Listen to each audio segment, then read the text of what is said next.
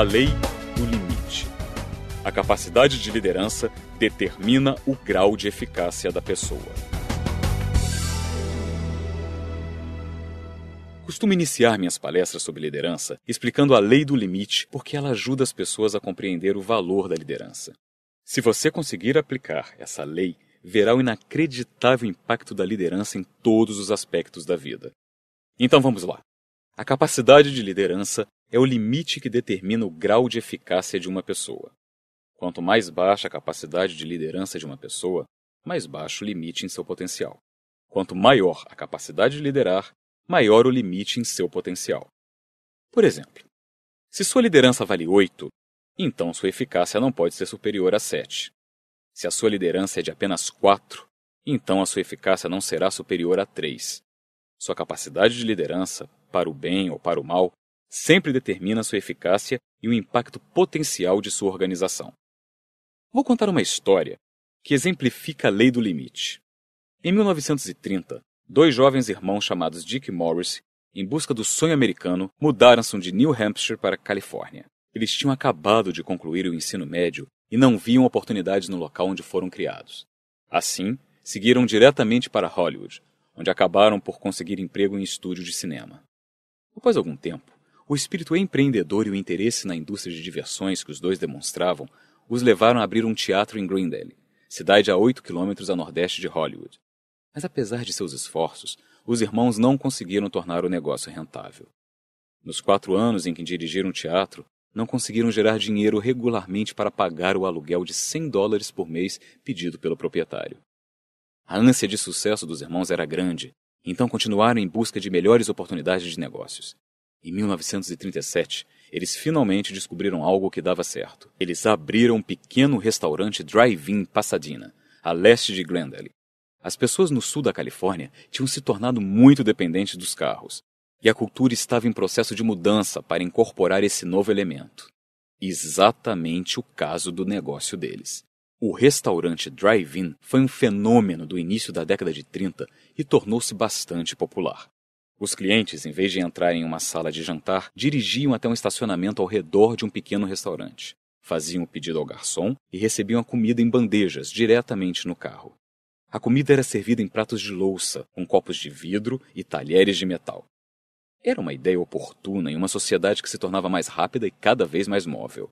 O pequeno drive-in de Dick Morris foi um grande sucesso. E em 1940, eles decidiram levar o negócio para San Bernardino, uma cidade operária em expansão, a 80 quilômetros a leste de Los Angeles.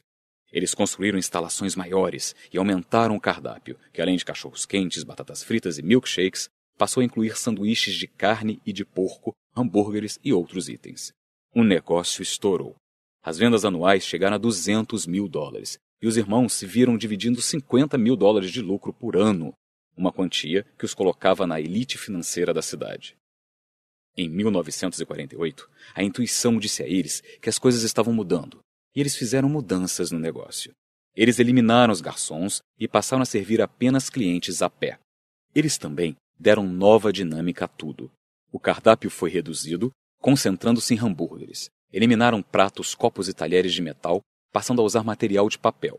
Reduziram os custos e os preços cobrados. Também implantaram o que chamaram de sistema de serviço rápido. A cozinha ficou parecida com uma linha de montagem, em que os empregados se concentravam no serviço rápido. O objetivo dos irmãos era preparar o pedido do cliente em 30 segundos ou menos. E foram bem-sucedidos. Em meados da década de 50, o faturamento anual chegou a $350 mil, e Dick e Morris passaram a dividir um lucro de cerca de $100 mil por ano. Quem eram esses irmãos? Naqueles dias, você poderia descobrir isso ao dirigir até seu pequeno restaurante na esquina da Rua 14 com a E, em São Bernardino. Na frente do pequeno prédio octogonal, um letreiro de neon dizia apenas McDonald's Hamburgers. Dick Morris e McDonald tiraram a sorte grande no sonho americano. E o resto, como dizem, é história, certo? Errado. Os McDonald's nunca foram além porque sua liderança fraca estabeleceu um limite em sua capacidade de chegar ao sucesso.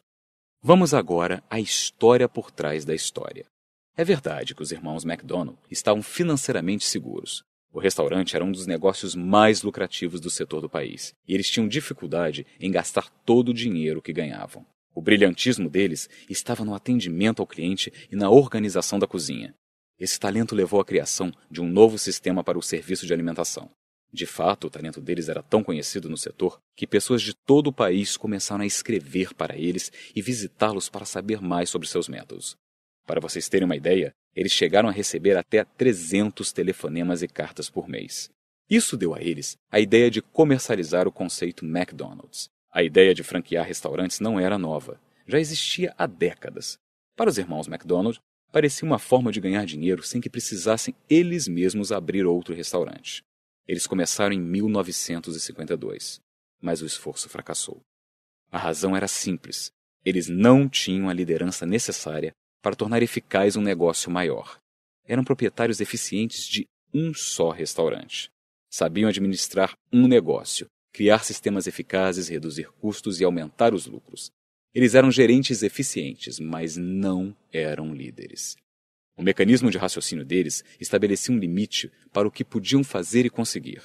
No auge do sucesso, Dick e Morrissey se chocaram contra a lei do limite. Em 1954, os irmãos encontraram Ray Kroc, um líder. Kroc administrava a pequena empresa que fundara para vender máquinas de milkshake. Ele conhecia o McDonald's. O restaurante era um de seus melhores clientes. E assim que visitou a loja, percebeu seu potencial. Ele conseguia imaginar o restaurante se espalhando pelo país em centenas de mercados. Logo, fechou um acordo com Dick Morrissey e, em 1955, criou a McDonald's Systems, que depois foi transformada em McDonald's Corporation. Kroc imediatamente comprou os direitos a uma franquia para utilizá-la como modelo e protótipo. Ele a usaria para vender outras franquias. A seguir, começou a montar uma equipe e a criar uma organização que faria do McDonald's um negócio nacional. Ele recrutou e contratou as melhores pessoas que encontrou, e à medida que a equipe crescia em tamanho e capacidade, seu pessoal recrutou outras pessoas com capacidade de liderança. Nos primeiros anos, Kroc se sacrificou muito. Embora tivesse mais de 50 anos de idade, trabalhava tanto quanto há 30 anos, quando começara seu negócio. Nos 8 primeiros anos com o McDonald's, ele não recebeu salário. E também fez empréstimos pessoais no banco, garantidos por um seguro de vida, para ajudar a cobrir os salários de alguns poucos líderes fundamentais que ele queria na sua equipe. Seu sacrifício e sua liderança foram recompensados. Em 1961, pela quantia de $2.700.000, Kroc comprou os direitos exclusivos dos irmãos e o transformou em uma instituição americana em um negócio mundial. O limite da vida e da liderança de Ray Kroc, obviamente, era muito mais alto do que os seus antecessores.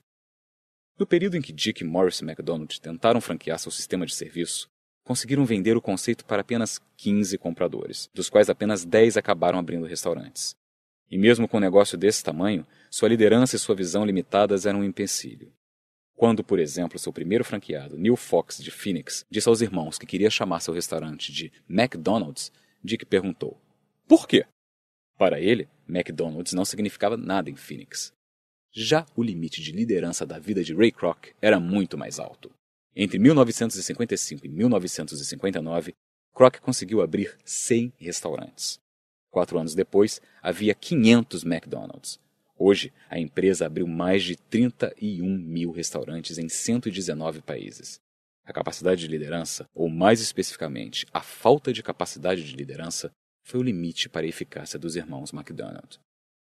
Acredito que o sucesso está ao alcance de quase todo mundo, mas também acredito que o sucesso pessoal sem capacidade de liderança tem eficácia limitada.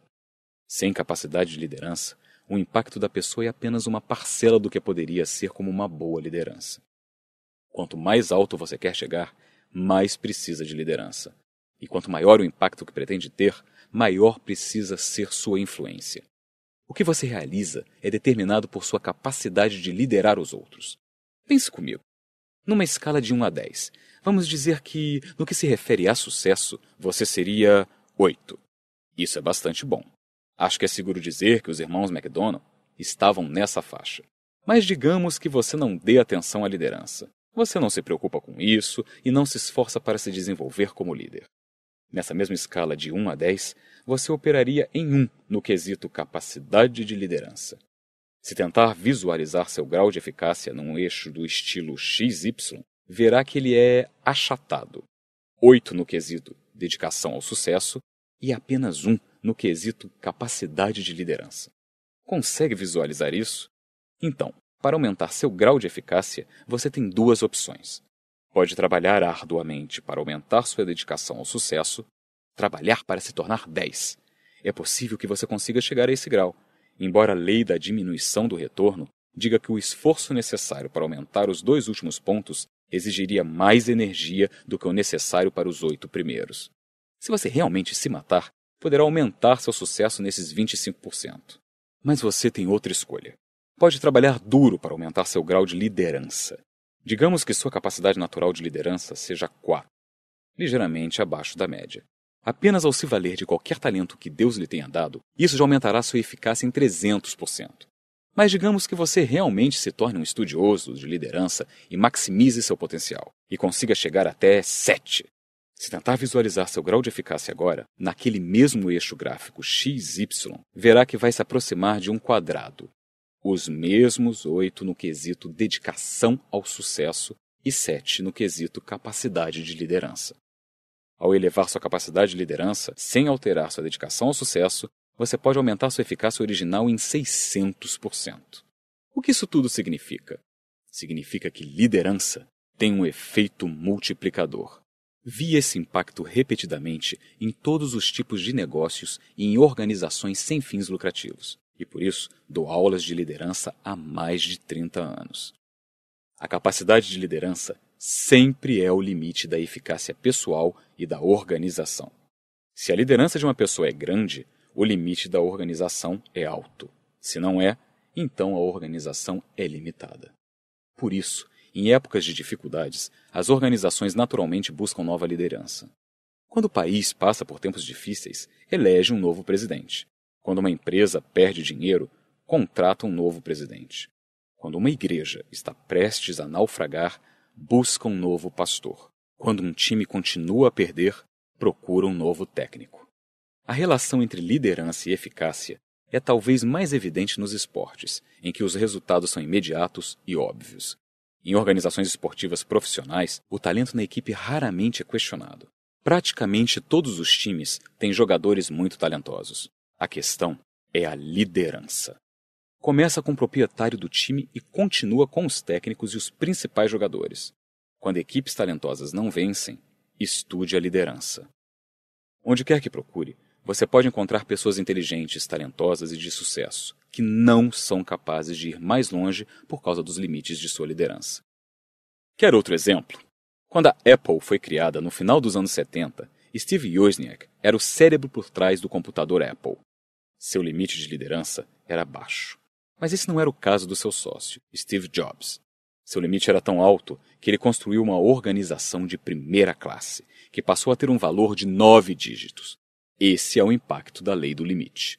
Nos anos 80, conheci Don Stephenson, presidente do conselho da Global Hospitality Research Incorporation de San Diego, Califórnia, uma empresa internacional de orientação e consultoria em hotelaria.